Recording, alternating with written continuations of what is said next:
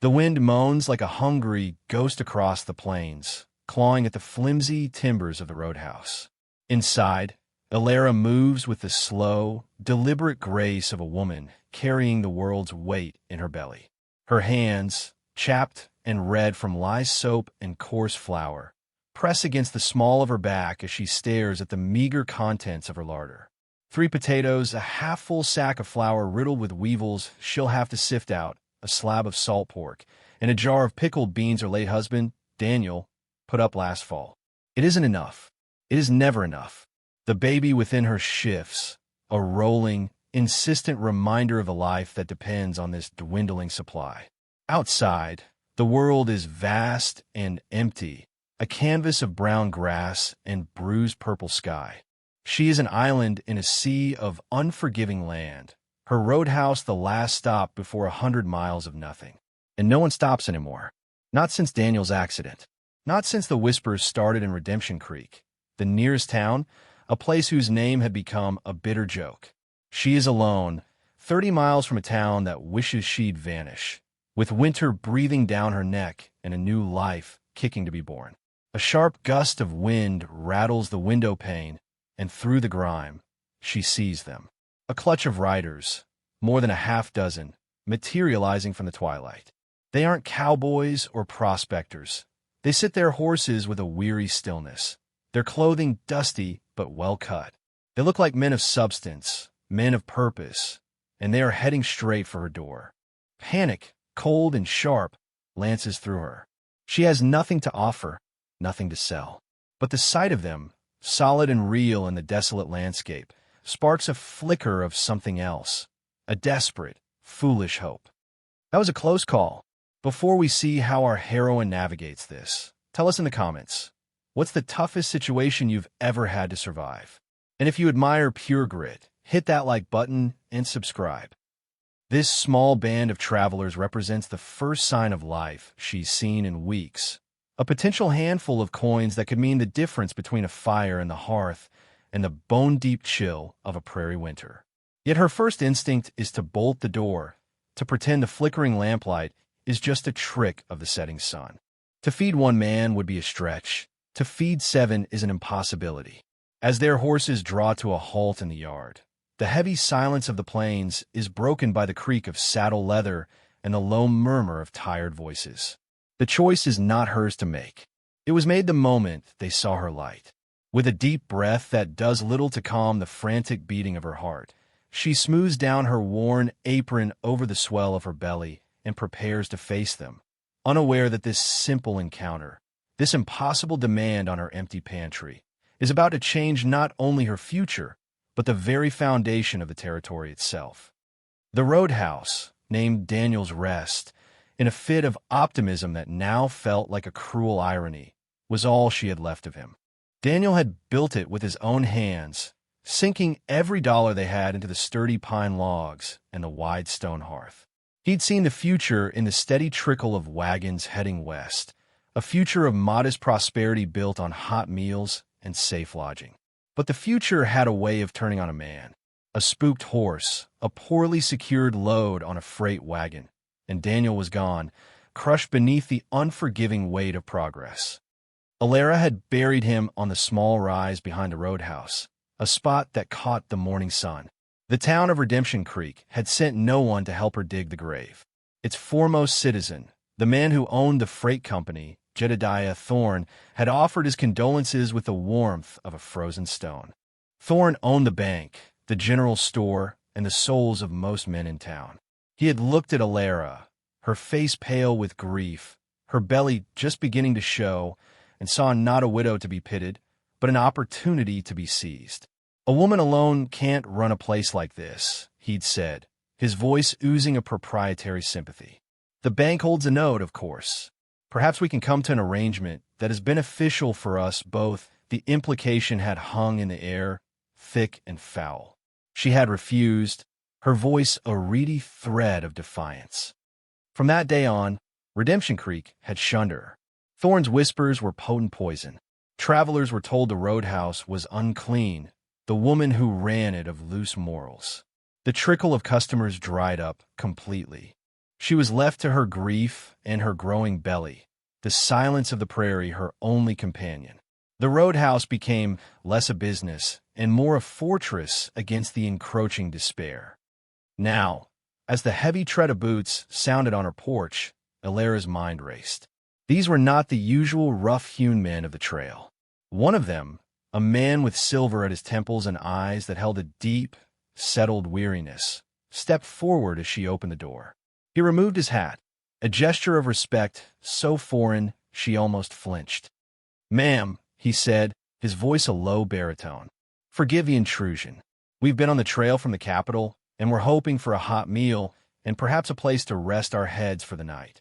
She clutched the door frame, the wood smooth and familiar beneath her trembling fingers. Her gaze flickered past him to the others. They were a mix of ages, a stern-looking man with a rancher's weathered face, a younger man with the bright, earnest eyes of a scholar, all of them bearing the same patina of dust and exhaustion. They watched her, their expressions neutral, waiting.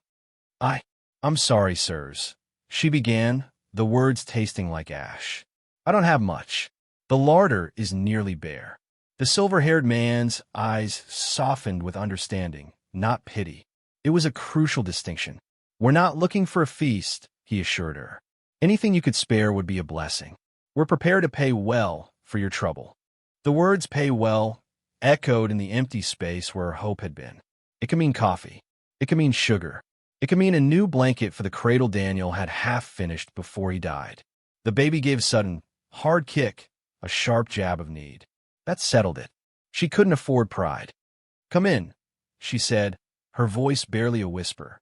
She stepped back, opening the door wider. "Come in from the cold. I'll see what I can do."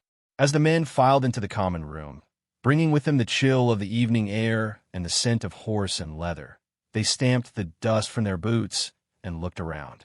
They saw the clean-swept floor, the neatly stacked firewood, the mended curtains. They saw the signs of a home cared for, even in the face of hardship. The silver-haired man, who introduced himself only as Thompson, laid a few silver dollars on the nearest table. The metallic clink was the most beautiful sound Ilara had heard in months. It was the sound of survival. "That's for whatever you can provide, ma'am," he said gently. "Don't you trouble yourself more than is necessary." She stared at the coins, a fortune to her. It was far too much for whatever meager meal she could scrape together. Gratitude warred with a deep, aching shame for her poverty. But then she looked at their tired faces, the grime etched into the lines around their eyes.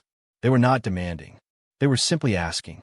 A profound, almost forgotten sense of purpose settled over her. She was a cook. This was her place. She would feed them. It was what she did. Nodding once, a small, sharp dip of her chin, she turned toward her kitchen. The challenge was immense, a culinary puzzle with half the pieces missing. But for the first time in a long time, Ilara felt not like a victim, but like a woman with a job to do. She entered the kitchen, the small, adjoining room that was her domain, and took a steadying breath. The silver coins on the table felt like a silent promise she had to keep. Her eyes scanned the shelves again, but this time not with despair, but with a fierce, creative focus. This was no longer about just filling bellies. It was about dignity, hers and theirs. She started with the potatoes. There were only 3, but they were large. She scrubbed them until their skins were clean, then set them to boil in a pot of precious, clear water from the well. While they softened, she tackled the flour. With a fine mesh sieve Daniel had made for her, she painstakingly sifted out the weevils, her movements rhythmic and practiced. The resulting pile of flour was smaller, but clean. To this, she added a pinch of salt, a dollop of rendered bacon fat she kept in a crock, and a little water, working the mixture into a stiff, pliable dough. Her hands, though swollen, moved with an old, familiar intelligence. This would be fried bread, pan-fried until it was golden and puffy. It was humble, but it was filling. Next, the salt pork. It was a fatty, unpromising slab. She sliced it thin, the knife blade glinting in the lamplight. She laid the slices in a heavy cast-iron skillet, and soon the room filled with the rich, smoky scent of rendering fat. As the pork crisped, She pushed it to one side of the pan. Into the hot fat, she stirred a spoonful of her sifted flour, creating a roux. Then, slowly, she whisked in water from the potato pot, the starchy liquid thickening the gravy until it was a creamy, pale gold. She seasoned it with a heavy dose of black pepper, the only spice she had in abundance. It was a simple, desperate gravy, but it smelled like heaven. Last was the jar of pickled beans. Daniel's pride. He'd used wild dill and a pinch of chili he'd traded for. She drained them and warmed them gently in a small pot. The final touch was the coffee. Her supply was nearly gone, a handful of beans at the bottom of a tin. She ground them carefully, using enough to make a pot that was weak but hot and bracing. The aroma was the final element, a scent of welcome and comfort that permeated the entire roadhouse. From the common room, the low murmur of the men's voices was a steady counterpoint to her work. They weren't talking about cattle prices or gold claims. She caught snippets of their conversation, words like water rights, territorial charter, county lines, and judiciary. It was the talk of educated men, men concerned with the building of things far larger than a roadhouse. She paid it little mind, her focus entirely on the task at hand. At one point, the youngest of the group, the one with the earnest eyes named Arthur, appeared in the doorway. "Ma'am, do you need any help? That pot looks heavy." He was gesturing to the boiling potatoes. Alara, about to protest that she was fine, felt a sharp twinge in her lower back. The weight of the baby seemed to double in that moment. She swallowed her pride. "If you wouldn't mind," she said, her voice soft. "Just the drain board." He lifted the heavy iron pot as if it were nothing, his movements careful and considerate. "This is a fine-smelling kitchen," he said with a genuine smile.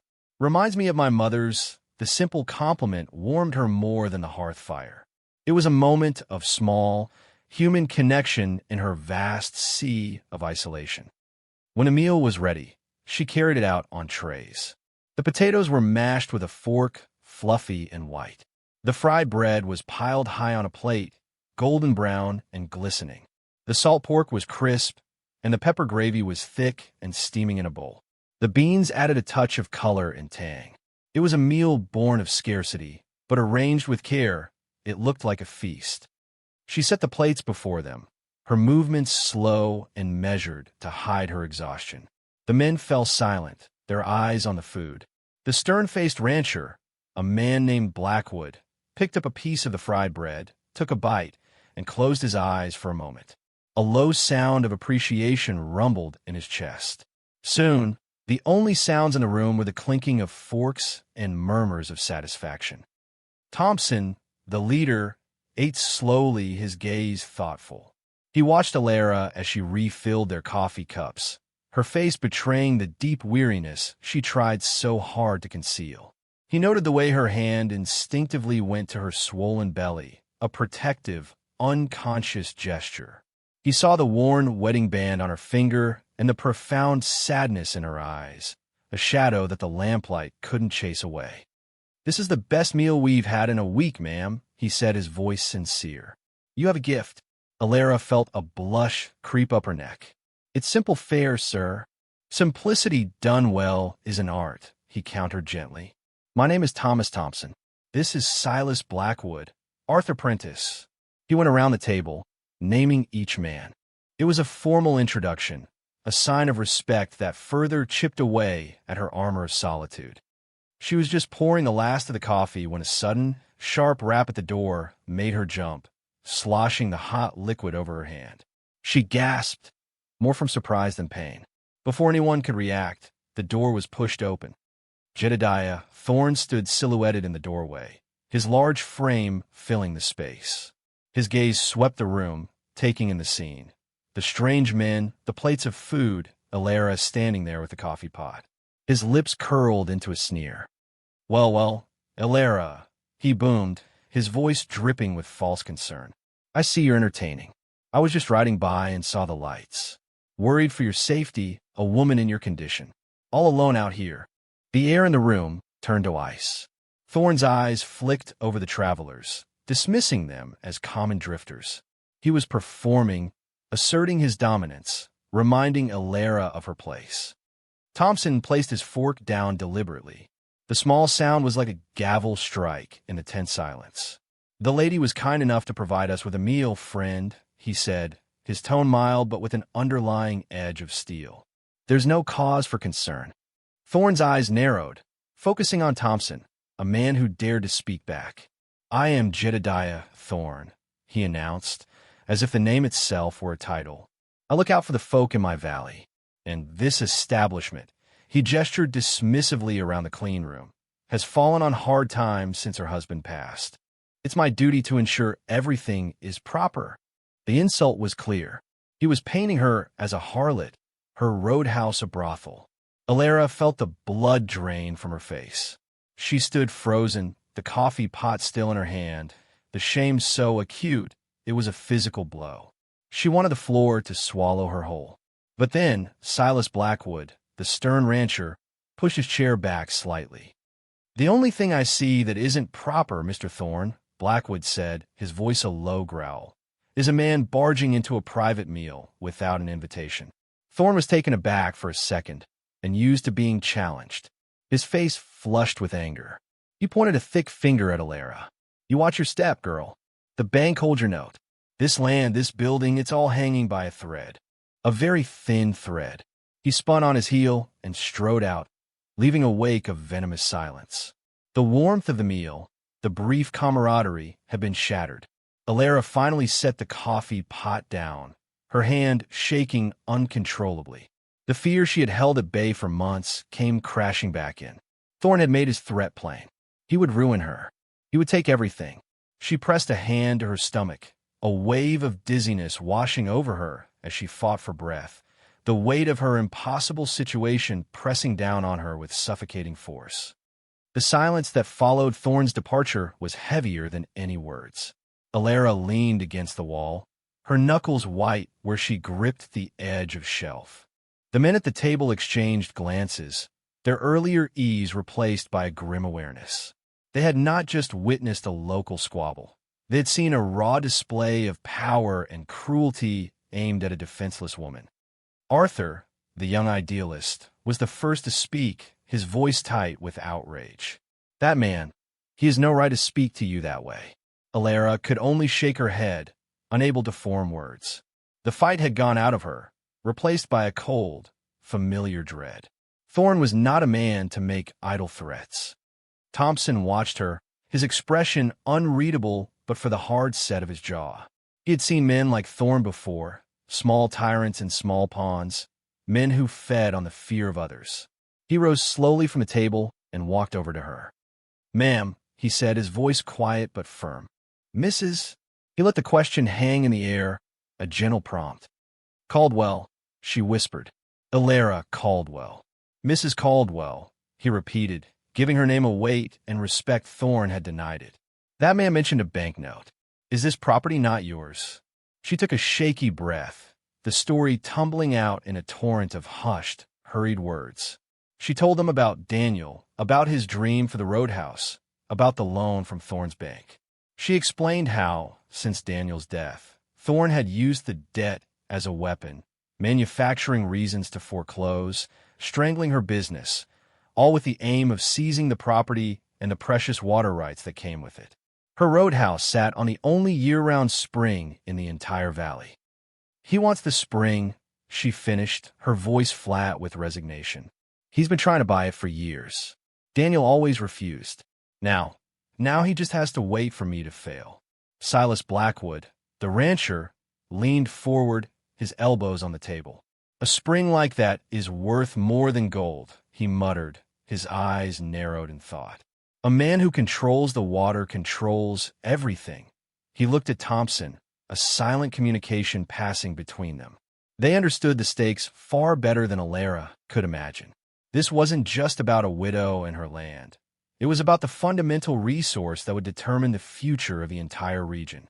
As they absorbed the story, Alara felt a sudden, sharp pain clench deep in her abdomen. She gasped, her hand flying to her belly. It was stronger than the usual aches, a warning shot from her exhausted body. She tried to hide it, turning slightly, but Thompson's observant eyes missed nothing. "Are you all right?" Mrs. Caldwell?" he asked, his voice laced with genuine concern. "I'm fine," she lied, pressing her lips together. "Just tired." But another wave of pain, sharper this time, rolled through her. She couldn't suppress a low moan. Her knees felt weak, and she swayed on her feet. Instantly, Arthur was at her other side, his hand gently on her arm to steady her. "You need to sit," he insisted, guiding her to a chair. "You're pale as a sheet." The pretense was over. Her body was betraying her, laying her vulnerability bare for these strangers to see. The humiliation was immense, but it was quickly being overshadowed by a rising tide of fear. It was too soon for the baby. Far too soon. Thompson knelt beside her chair, his face level with hers. "We are not your enemies, Mrs. Caldwell," he said, his voice imbued with an authority that had nothing to do with threats or bluster. "We can help, but you must let us." He looked around the room at his men. "We'll be staying the night. Arthur, see to the horses. Silas, let's clear these tables. The lady needs to rest." They moved with a quiet, efficient purpose that was startling. It was the movement of men used to command, used to taking control of a situation. Silas Blackwood, a man who looked like he wrestled cattle for a living, gently stacked plates with surprising care. Arthur returned from the stables and began to build up the fire in the hearth, the warmth pushing back the encroaching night. Alara watched them, bewildered. These men, who were customers just minutes ago, were now tending to her and her home. They treated her not with pity, but with a profound, almost formal respect that was utterly alien to her. In the face of Thorne's brutishness, their decency was a shield. For a fleeting moment, she felt a sliver of something she hadn't felt in months. Safety. Thompson pulled a chair up near hers. "Rest, Mrs. Caldwell," he said. "Get some sleep. Nothing will happen to you tonight. You have my word." His word. Why should it mean anything? He was a stranger. And yet, looking into his steady, weary eyes, she believed him. The sheer force of his conviction was a balm to her frayed nerves. Exhaustion, both physical and emotional, finally washed over her in a great, irresistible wave. Leaning her head back against the rough-hewn wood of the chair, she closed her eyes. The pain in her belly subsided to a dull ache. The last thing she was aware of was the soft crackle of the fire, the low murmur of the men's voices as they banked the embers for the night, and the feeling, strange and new, of not being entirely alone in the dark. Alara awoke with a start, not to the familiar chill of a dying fire, but to a gentle warmth. Sometime during the night, one of the men had draped a thick wool blanket over her. The room was bathed in the soft, gray light of pre-dawn. The travelers were already stirring. Arthur was quietly coaxing the fire back to life. Silas Blackwood was outside, the rhythmic sound of an axe splitting wood echoing in the crisp air. Thompson sat at the table, a leather-bound journal and a pen in his hands, making notes by the growing light from the window. He looked up as she moved, his expression serious. "Good morning, Mrs. Caldwell. I hope you slept." "I did," she said, surprised to find it was true. The deep, dreamless sleep of utter exhaustion. The sharp pains had not returned, leaving only a lingering soreness. "You didn't have to chop wood. A man who doesn't earn his keep isn't much of a man," Blackwood said, entering with an armload of perfectly split logs. He stacked them neatly by the hearth without another word. A pot of coffee was already brewing, its rich aroma a welcome change from the weak brew she had served them. Arthur brought her a cup, his youthful face etched with concern. "How are you feeling, ma'am?" "Better," she admitted. "Thank you." The simple domesticity of the scene was surreal. These powerful, quiet men had seamlessly integrated into the rhythm of her home, performing the chores Daniel used to do. It was a phantom limb ache of a memory, both comforting and deeply painful. She rose, feeling a need to reclaim her role, to contribute. "I'll make breakfast," she announced. Thompson held up a hand. "You'll do no such thing. You'll sit. We have supplies in our saddlebags. Today, we are your guests, but we will provide the meal." Before she could protest, they began unpacking their own provisions. It was not the simple fare of cowboys. They had smoked bacon, a sack of fine-ground cornmeal, tins of peaches, and real coffee beans. It was the larder of men who traveled for weeks at a time and expected to provide for themselves. Alara watched, humbled and astonished, as Silas Blackwood, the stern rancher, expertly mixed cornmeal for pancakes, his large, calloused hands moving with surprising deftness. As they ate the simple, hearty breakfast, the atmosphere was different. The pretense of being mere travelers had fallen away. They spoke more openly, though still with a degree of caution. They talked of the need for fair governance, for laws that protected the small landowner from the rapacious greed of men like Thorne. The territory is on the cusp of statehood, Thompson explained, looking at Alara as if she were part of the conversation, not just a bystander. The laws we write now, the precedents we set in these first few months, will define this land for 100 years. Men like Thorne believe that power comes from intimidation and control. We believe it must come from the consent of the governed. It was like listening to a language she barely understood, yet the meaning was clear. These were not just men of substance. They were men of consequence. The realization settled in her gut with a leaden weight. Who were they? Her unspoken question was answered by the arrival of two riders. They were not from Redemption Creek. They were young, wore clean uniforms, and carried themselves with the ramrod straightness of military men. They dismounted and approached the roadhouse with a sense of purpose, their eyes scanning the area. One of them entered, his gaze sweeping the room and landing on Thompson.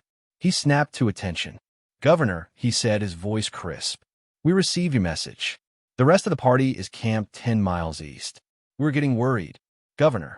The word struck Alara with the force of a physical blow. Her head snapped up, her eyes wide with disbelief, staring at the silver-haired man who had knelt by her chair, who had spoken to her with such kindness. Governor Thompson, the newly appointed governor of the entire territory. The men at the table were not just travelers. They were his advisors, his cabinet, the core of the new state legislature. They were on a tour, not just to get to the new capital, but to see the land they were to govern firsthand, to understand its people and its problems. Her humble roadhouse had become an accidental stop on an official state survey. Thompson saw the shock and fear on her face. "Mrs. Caldwell," he said calmly, cutting through her stunned silence. "Please, don't be alarmed. We did not mean to deceive you. Anonymity has advantages when one wants to see the true nature of a place. The true nature of the place. They had certainly seen it. They had seen her poverty, her desperation. And they had seen Jedediah Thorne's true nature, raw and unfiltered. Thorne had not threatened a lone widow. He had threatened her in front of the most powerful men in the territory.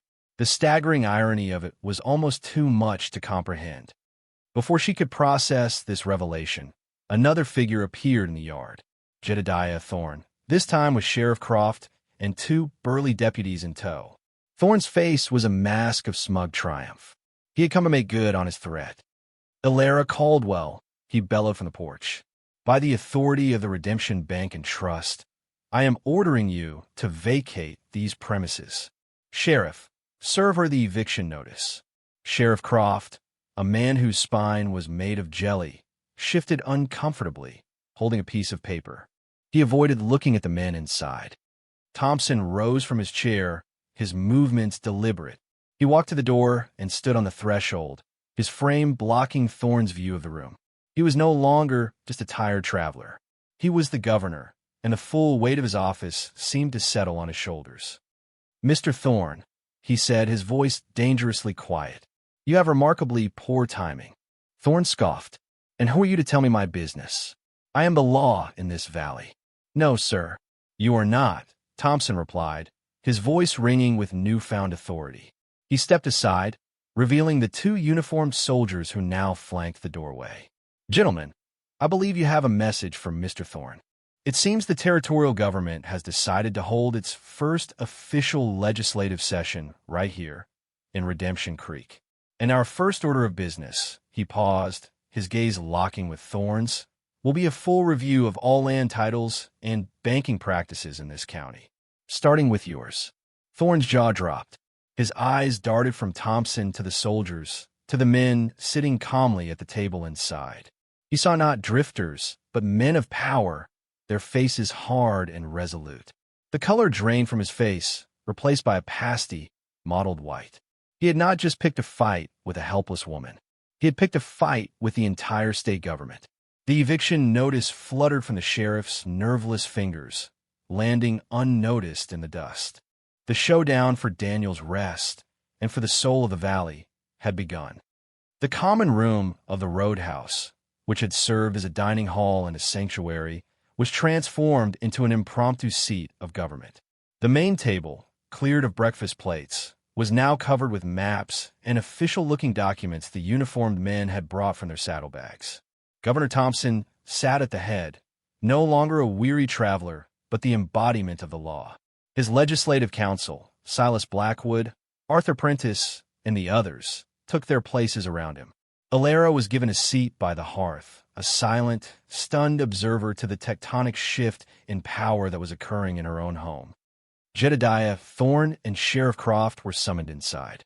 They entered not with the swagger of authority, but with the shuffling gait of men walking to the gallows. Thorne's face was a mess of confusion and fear. He could not comprehend the reversal of his fortunes. Sheriff Croft seemed to have shrunk, his gaze fixed on the floorboards. "Mr. Thorne," Governor Thompson began, his voice devoid of heat, carrying the cold, hard weight of judicial inquiry. "We have been made aware of certain irregularities concerning your business practices, specifically your acquisition of land from indebted parties. Let's begin with the property of the late Daniel Caldwell." He gestured to Arthur Prentice, who unrolled a land survey map. "Mr. Prentice is the new territorial surveyor. He has a few questions for you about water rights." Arthur, looking far older than his years, began a calm, relentless interrogation. He asked about the spring on Alara's land. He asked about the deeds of neighboring properties Thorne had acquired under similar circumstances. After a foreclosure, he produced documents from the territorial capital, original plat maps that contradicted the doctor versions Thorne had filed at the local claims office. With each question, another layer of Thorne's corrupt empire was peeled back. Thorne blustered and denied, but his arguments were weak, his lies transparent under the sharp scrutiny of these men. He was used to wielding power through fear and obfuscation, but here, in this room, the only currency was fact, and the facts were not on his side. Then, Governor Thompson turned to Silas Blackwood. "Mr. Blackwood is our new Secretary of Agriculture. He understands the value of water better than any of us." Silas Blackwood fixed Thorne with a stare as hard as granite. "Thorne," he said, dropping the formal "Mr." "I've seen your kind before. You use debt like a branding iron and the law like a barbed wire fence to choke the life out of honest folk. You're not a businessman. You're a parasite." He unrolled another document.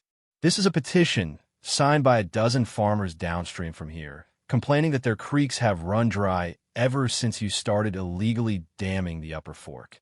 A fork, I might add, that you only gained access to after old man Hemlock mysteriously lost his ranch to the bank." The net was closing.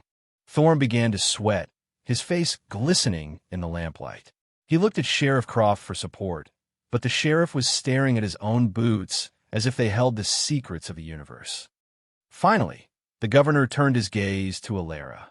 "Mrs. Caldwell," he said, his voice softening, "would you be willing to tell us, in your own words, about your husband's deed and the conversations you've had with Mr. Thorne since his passing?" All eyes fell on her. This was her moment. The fear was still there, a cold knot in her stomach, but it was joined by something else, a flicker of righteous anger. These men had given her a voice.